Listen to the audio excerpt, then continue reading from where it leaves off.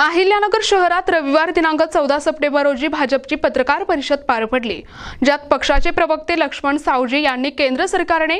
घेतलेल्या ऐतिहासिक निर्णयाची माहिती दिली। केंद्र सरकारने सहकारी संस्था, शेतकरी आणि ग्रामीण उद्योगांवर थेट परिणाम करणाऱ्या काही वस्तूंवरील जीएसटी मध्ये मोठी कपात केली आहे। भाजप प्रवक्ते लक्ष्मण सावजी यांनी सांगितले की जीएसटी दरात केलेल्या या व्यापक कपातीचा फायदा देशातील 10 कोटींपेक्षा जास्त दुग्ध उत्पादक शेतकऱ्यांना होईल। या सुधारणांमुळे सहकार क्षेत्र अधिक मजबूत होईल, त्यांची उत्पादने स्पर्धात्मक बनतील आणि मागणी वाढेल, ज्यामुळे सहकारी संस्थांचे उत्पन्न वाढण्यास मदत होईल। या निर्णयामुळे ग्रामीण उद्योजकतेला चालना मिळेल, अन्न प्रक्रिया क्षेत्रातील सहकारी संस्थांना प्रोत्साहन मिळेल आणि लाखो कुटुंबांना आवश्यक वस्तू स्वस्त दरात उपलब्ध होतील। शेती आणि पशुपालन क्षेत्रातील सहकारी संस्थांना याचा विशेष फायदा होणार असून शाश्वत शेती पद्धतींना प्रोत्साहन मिळेल, तसेच लहान शेतकरी आणि एफपीओ यांनाही लाभ होणार असल्याचे त्यांनी स्पष्ट केले। या पत्रकार परिषदेला शहर जिल्हाध्यक्ष अनिल मोहिते, दिलीप पालसिंग, सुनील रामदासी, महेश नामदे, निखिल वारे, ज्योती दांडगे, सुभाष दुधाडे, अमोल भणगडे, बाबासाहेब सानप यांच्यासह अनेक भाजपा पदाधिकारी उपस्थित होते। आपल्या देशाचे पंतप्रधान आदरणीय नरेंद्रभाई मोदींनी 15 ऑगस्टला स्वातंत्र्य दिनाच्या सोहळ्यामध्ये लाल किल्ल्यावरून जे भाषणामध्ये आपल्या सगळ्यांशी संवाद साधला होता,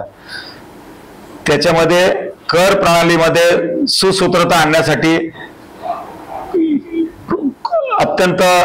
मोठ्या प्रमाणात प्रयत्न आपण करतो आहोत आणि ते लवकरच आपल्याला दिसेल असं सांगितलं होतं।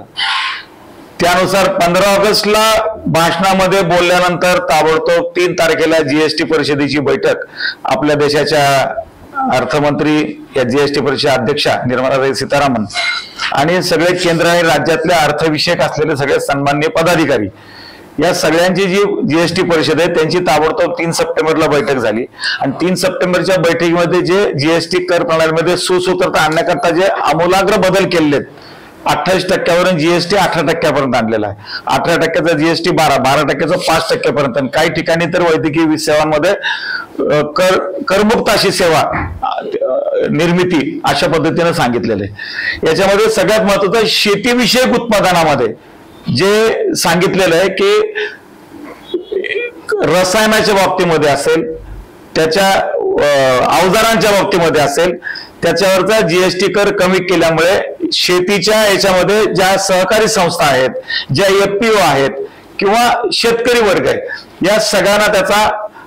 खूप मोठ्या प्रमाणात फायदा होणार आहे आणि शेती मालालाच फरक पडल्यामुळे आपोआपच त्याच्यावर निर्धारित जे इतर उत्पादन आहेत त्याच्या जोडीला जे गोवंशाची दुधाचा विषय आहे, तर दुधाच्या बाबतीमध्ये सुद्धा जो कर प्रणालीमध्ये जीएसटी कमी झालाय, देशातल्या जवळपास 10 कोटीपेक्षा जास्त दूध उत्पादकांना याचा फायदा होणार आहे। त्याच्यामुळे दुधापासून निर्मिले जाणारे जे पदार्थ आहेत त्या मग उदाहरणार्थ पनीर असतील, चीज असेल, वेगवेगळे विषय असतील, त्याच्यावरचा कर कमी होणार आहे। त्याच्यामुळे उत्पादन वाढीवरती परिणाम त्याचा होईल, त्याच्या मागणीवरती परिणाम होईल आणि स्पर्धा वाढेल आणि एक चांगलं हेल्दी असं वातावरण सगळ्या याच्यामध्ये होईल। लोकांच्या साठी ज्या म्हणून गरजा काही कमी भागत असतील त्यावेळेला जास्त वेळेत आता पैशांची बचत होऊन त्याच्यामध्ये काही आणखीन गरजा त्याच्यामध्ये भागणार आहेत। शेतीच्या विषयामध्ये आमूलाग्र असे बदल त्या ठिकाणी सांगितले की जे अवजारं लागत असतील, पूर्वी ट्रॅक्टर लागायचा, ट्रॅक्टरला 28% जीएसटी होता, तो आता 18% येऊन जाईल। त्याच्यामुळे जे असे अनेक विषय होतील ते सगळ्यांना पूरक ठरणार आहेत। एक मोठा असा क्रांतिकारी बदल म्हणजे खरं तर जगामध्ये वेगवेगळ्या ठिकाणी वेगवेगळ्या आर्थिक समस्या असताना कोरोना काळाचा मुकाबला करून भारत आता आपण 3री महासत्ता होण्याच्या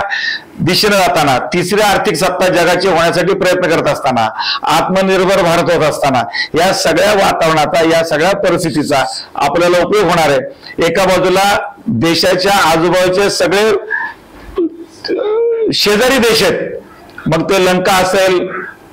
बांगलादेश असेल, पाकिस्तान असेल, परवाचा नेपाळ असेल, ह्या सगळ्यामध्ये अशांतता आणि वेगवेगळे वातावरण असताना आपण भारतामधले समाज जीवन आणि भारतातलं अर्थकारण, भारतातलं सगळा एकंदरीत व्यावहारिक बाजू, भारतातली कर प्रणाली ही एका चांगल्या ठिकाणी आणण्यासाठी आपण यशस्वी होतोय आणि त्यामुळे